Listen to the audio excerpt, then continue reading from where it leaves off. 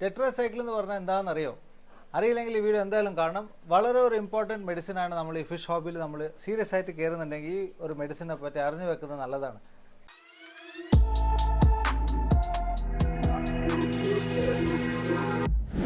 നമസ്കാരം ഫ്രണ്ട്സ്, എൻ്റെ പേര് രാഹുൽ. നമ്മളെ ചാനലിൻ്റെ പേര് ഫ്രാപ്പറാക്കോ മലയാളം.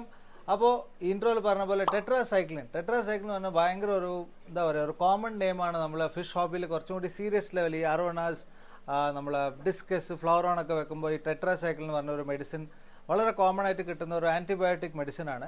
അപ്പോൾ ഇതിൻ്റെ യൂസേജും ഇതിൻ്റെ നല്ലതും ചീത്തതിനെ പറ്റിയിട്ടാണ് നമ്മൾ ഈ വീഡിയോയിൽ സംസാരിക്കാൻ പോകുന്നത്. അപ്പോൾ നിങ്ങളിപ്പോൾ സ്ക്രീനിൽ കാണുന്ന സുബ്രജിത് സിൻഹ എന്ന് പറഞ്ഞിട്ട് കൽക്കട്ടയിൽ നിന്ന് നമ്മളൊരു ഫോളോവറാണ്. അപ്പോൾ പുള്ളിക്കാരൻ അവരൊരു ഫിഷിനെ ഒരു വീഡിയോ അയച്ചിരുന്നു, ഇങ്ങനെ സ്വിം ബ്ലാഡർ ഇഷ്യൂ ആയിട്ട്. അപ്പോൾ അതിന് സ്വിം ചെയ്യാൻ പറ്റാണ്ട് വളരെ കഷ്ടപ്പെട്ടിട്ടുണ്ടായിരുന്ന ഒരു സിറ്റുവേഷനായിരുന്നു.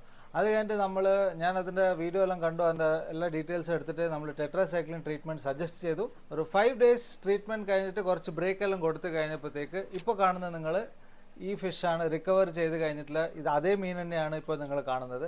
അപ്പോൾ ഓവറോൾ എല്ലാം ശരിയായി, പ്രശ്നമൊന്നുമില്ലാണ്ട്. അപ്പോൾ ഈ ഫിഷ് നമ്മൾ എങ്ങനെയെങ്കിലും സേവ് ചെയ്യാൻ പറ്റി. അപ്പോൾ ഈ വീഡിയോയിൽ നമ്മൾ എന്താ ഡീറ്റെയിൽഡായി സംസാരിക്കാൻ പോകുന്നത് വെച്ചാൽ എന്താണ് ടെട്രാസൈക്ലിൻ, അതെങ്ങനെ ഡോസേജ് യൂസ് ചെയ്യണം, അത് യൂസ് ചെയ്യുന്ന കൊണ്ടുള്ള പ്രശ്നങ്ങളും നല്ല വിഷയങ്ങളും, അതാണ് ഈ വീഡിയോനെ പറ്റി ഈ വീഡിയോയിൽ നമ്മൾ കവർ ചെയ്യാൻ പോകുന്നത്.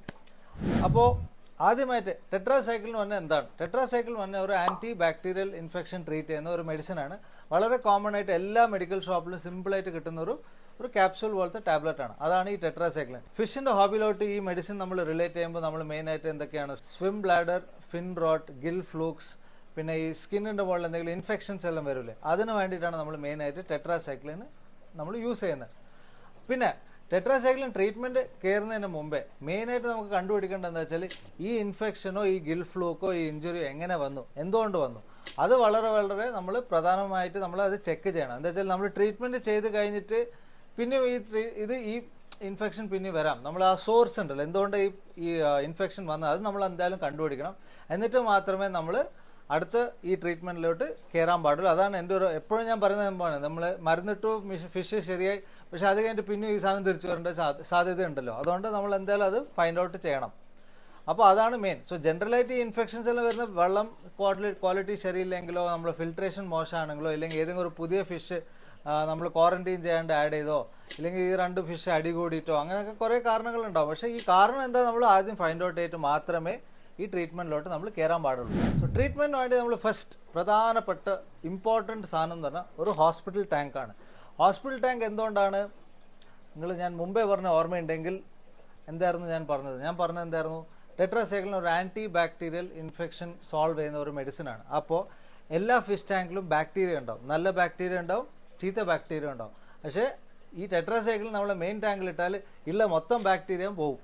അതുകൊണ്ട് നമ്മൾ നമ്മൾ എസ്റ്റാബ്ലിഷ് ആയ എക്വേറിയത്തിൻ്റെ ബെനിഫിഷ്യൽ ബാക്ടീരിയ പോവും, മോശമായ ബാക്ടീരിയ പോവും. അതുകൊണ്ട് ആദ്യമേ നമ്മൾ എല്ലാ ഫിൽട്രേഷനെല്ലാം സൈക്കിൾ ചെയ്യാൻ തുടങ്ങേണ്ടി വരും. അതുകൊണ്ട് ഒരു ഹോസ്പിറ്റൽ ടാങ്ക് വളരെ ഇമ്പോർട്ടൻ്റ് ആണ് ഒരു ടെട്രാസൈക്ലിൻ ട്രീറ്റ്മെന്റ് ചെയ്യുന്നുണ്ടെങ്കിൽ. എന്താ വെച്ചാൽ പിന്നെ ഈ മെഡിസിൻ നമ്മൾ ഇടുമ്പോൾ നമ്മുടെ ടാങ്കിൽ നല്ല ഏരിയേഷൻ ഉണ്ടാവും, നമ്മൾ എയർ ബബിൾസ് നല്ല സർക്കുലേഷൻ ഉണ്ടാവും. എന്താ വെച്ചാൽ ഓക്സിജൻ ലെവൽ നമ്മുടെ ടാങ്കിൽ കുറയും. അതിനെ കൊണ്ട് നമ്മൾ മീനിന് ഓക്സിജനേഷൻ പ്രശ്നമാവും. അതുകൊണ്ട് നമ്മൾ നല്ല ഏരിയേഷൻ ഉണ്ടാവണം. അപ്പോൾ മുമ്പേ പറഞ്ഞ പോലെ ഹോസ്പിറ്റൽ ടാങ്കിൽ വേറെ ഒന്നും ഉണ്ടാവില്ലല്ലോ, ഒരു പ്ലെയിൻ പുതിയ ടാങ്ക് അല്ല, സിമ്പിൾ എംപ്റ്റി ടാങ്ക് ആയിരിക്കുമല്ലോ. അപ്പോൾ അതിനെ കൊണ്ട് ഏരിയേഷൻ വളരെ ഇമ്പോർട്ടൻ്റ് ആണ്. ആൻഡ് നല്ലൊരു ഹീറ്റർ എന്തായാലും വേണം. എന്താ വെച്ചാൽ ടെമ്പറേച്ചർ നമ്മൾ 30 degrees മെയിൻറ്റെയിൻ ചെയ്യണം.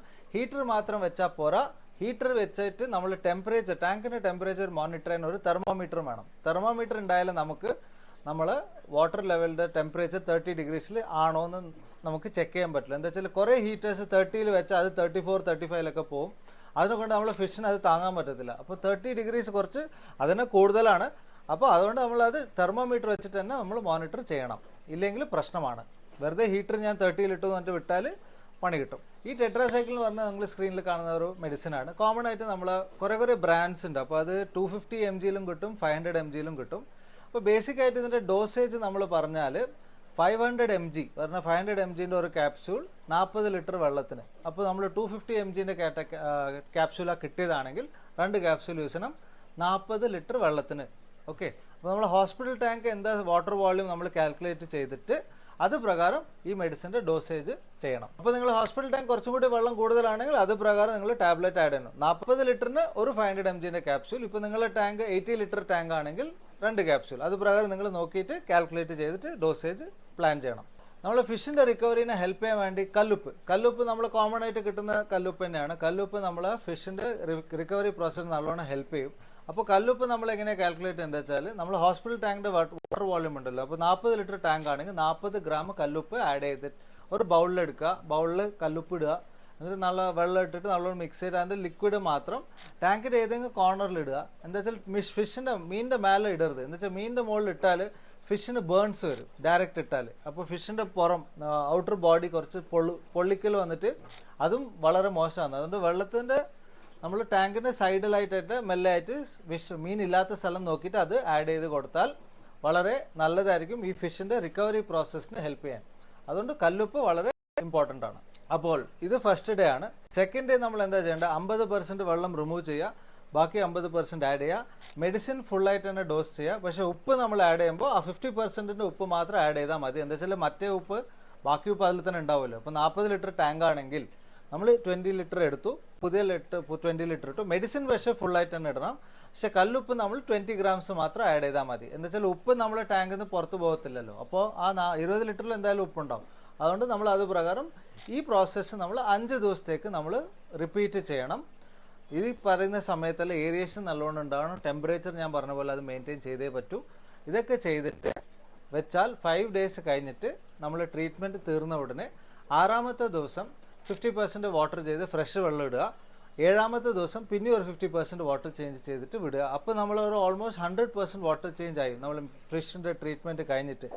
പിന്നെ ഈ ട്രീറ്റ്മെൻറ്റ് കഴിഞ്ഞിട്ട് ഈ ഫിഷിനെ നമ്മൾ ഒരു ഹോസ്പിറ്റൽ ടാങ്ക് തന്നെ കുറച്ച് ദിവസത്തേക്ക് റിക്കവറി ചെയ്യാൻ വിട്ടാൽ വളരെ നല്ലതാണ്. എന്താ വെച്ചാൽ അപ്പോൾ ആ ഫിഷിന് നമ്മൾ റെസ്റ്റ് കിട്ടും. ബാക്കിയുള്ള മീനിനെ കൊണ്ടുള്ള അറ്റാക്കിങ്ങോ അതൊന്നും ഉണ്ടാവാതെ ആ മീനിന് അതിനെ സ്വന്തമായിട്ട് റിക്കവർ ചെയ്യുന്ന ഒരു ടൈം കിട്ടും. അതുകൊണ്ട് അറ്റ്ലീസ്റ്റ് കുറേ ഒരു 15 to 20 ഡേയ്സ് പറ്റുമെങ്കിൽ ഒരു മാസം അതിനെ ആ ടാങ്കിൽ തന്നെ വിട്ടിട്ട് നമ്മൾ റിക്കവറി പ്രോസസ്സിന് അതിനെ അവിടെ തന്നെ വിട്ടാൽ അത് വളരെ വളരെ ഹെൽപ്ഫുൾ ആയിരിക്കും നമ്മൾ ഫിഷിൻ്റെ റിക്കവറിന് വേണ്ടി.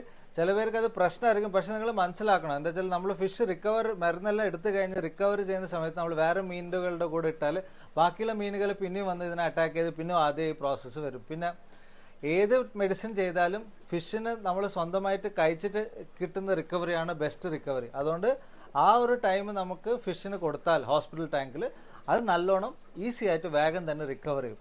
പിന്നെ ഈ പ്രോസസ്സ് ചെയ്യുന്ന സമയത്ത് നിങ്ങൾ ഫിഷ് കഴിക്കുന്നുണ്ടെങ്കിൽ വളരെ കുറച്ച് ഫുഡ് കൊടുക്കുക, കുറേ പ്രാവശ്യം ഫീഡിങ് കൊടുക്കണം. എന്താ വെച്ചാൽ ഹോസ്പിറ്റൽ ടാങ്കിൽ ഫിൽട്രേഷൻ ഇല്ലല്ലോ. അതുകൊണ്ട് നമ്മൾ കുറച്ച് ഫീഡ് കൊടുക്കുക ഫിഷ് ഫുഡ് എടുക്കുന്നുണ്ടെങ്കിൽ. ഇല്ലെങ്കിൽ ഫീഡിങ് കൊടുത്തിട്ടില്ലെങ്കിൽ പ്രശ്നമില്ല. അപ്പോൾ നമ്മൾ ഫീഡിങ് നിങ്ങൾ സ്റ്റാർട്ട് ചെയ്യേണ്ടെങ്കിൽ ആഫ്റ്റർ 5 ഡേയ്സ് കഴിഞ്ഞിട്ട് നിങ്ങൾ ഫുൾ വാട്ടർ ചേഞ്ച് എല്ലാം കഴിഞ്ഞിട്ട് വെള്ളമെല്ലാം ക്ലിയർ ആയി കഴിഞ്ഞില്ലേ, ആ സമയം കഴിഞ്ഞിട്ട് നിങ്ങൾക്ക് ഫീഡിങ് തുടങ്ങുന്നത് ബെറ്റർ ആയിരിക്കും. ഈ പ്രോസസ്സിൻ്റെ ഉള്ളിൽ നിങ്ങൾക്ക് ഫീഡ് ചെയ്യണമെങ്കിൽ നിങ്ങൾക്ക് ഫീഡ് ചെയ്യാം. അപ്പോൾ ഇതായിരുന്നു നമ്മൾ detailed video about dos and don'ts നമ്മൾ ടെട്രാസൈക്കിളിനെ പറ്റി. എന്തെങ്കിലും സംശയങ്ങളുണ്ടെങ്കിൽ എന്തായാലും കമൻറ്റ് ചെയ്യുക. നമ്മൾ ഇൻസ്റ്റാഗ്രാമിലുണ്ടെങ്കിൽ നിങ്ങൾ ഡയറക്റ്റ് DM ചെയ്താൽ നമുക്ക് എന്തെങ്കിലും ഫിഷിന് പ്രശ്നം ഉണ്ടെങ്കിൽ നമുക്ക് ആ ഫിഷിൻ്റെ വീഡിയോ എല്ലാം കണ്ടിട്ട് നമുക്ക് എന്തെങ്കിലും സജസ്റ്റ് ചെയ്യാൻ പറ്റും. ഇപ്പോൾ പെട്ടെന്ന് ഒരു കമൻറ്റിൽ എൻ്റെ ഫിഷ് തിന്നുന്നില്ല, എൻ്റെ ഫിഷിന് ഒരു ഇൻഫെക്ഷൻ എടുത്ത് പറഞ്ഞാൽ നമുക്ക് മനസ്സിലാവില്ല, നമുക്കത് കാണണമല്ലോ. അതുകൊണ്ട് DM ചെയ്തിട്ട് നമുക്ക് ഡയറക്റ്റായിട്ട് ഇൻട്രാക്ട് ചെയ്യാൻ പറ്റിയാൽ നല്ലതായിരിക്കും. അപ്പോൾ നമ്മൾ ഇൻസ്റ്റാഗ്രാം ലിങ്ക്സ് എല്ലാം നമ്മൾ ഈ വീഡിയോ ഡിസ്ക്രിപ്ഷനിലുണ്ട്. പിന്നെ നമ്മൾ Tamil, Hindi, Kannada, English 4 regional languages നമ്മൾ വീഡിയോസ് ഉണ്ടാക്കുന്നുണ്ട്. ആ ചാനലിൻ്റെ ലിങ്ക് എല്ലാം നമ്മൾ ഡിസ്ക്രിപ്ഷനിലുണ്ട്. എന്തായാലും നിങ്ങൾക്ക് ഇൻട്രസ്റ്റ് ഉള്ള ലാംഗ്വേജ് നോക്കി നിങ്ങൾക്ക് സബ്സ്ക്രൈബ് ചെയ്ത് സപ്പോർട്ട് ചെയ്യുക. പിന്നെ നമ്മളെ വെബ്സൈറ്റ് frapperakua.com വരാൻ പോകുന്നുണ്ട്. എന്തായാലും അതിനെ പറ്റി ഒരു ഡെഡിക്കേറ്റഡ് വീഡിയോ വരും. അപ്പോൾ അതിൽ നമ്മൾ കുറച്ച് പ്രോഡക്ട്സും കാര്യങ്ങളൊക്കെ ബ്ലോഗെല്ലായിട്ട് നമ്മൾ കുറച്ച് പരിപാടികൾ പ്ലാൻ ചെയ്യുന്നുണ്ട്. എന്തായാലും നിങ്ങൾ സപ്പോർട്ടെല്ലാം വേണം. അപ്പോൾ എന്തായാലും ഒരു ലൈക്ക്, ഒരു സബ്സ്ക്രിപ്ഷൻ എല്ലാം വളരെ വളരെ ഇമ്പോർട്ടൻ്റ് ആണ്. ഈ വീഡിയോ നിങ്ങൾക്ക് ഇഷ്ടപ്പെട്ടിട്ടുണ്ടെങ്കിൽ എന്തായാലും കമൻറ്റ് ചെയ്യുക. ഇനി ഒരു വീഡിയോ വരുന്നവർക്കും ബൈ.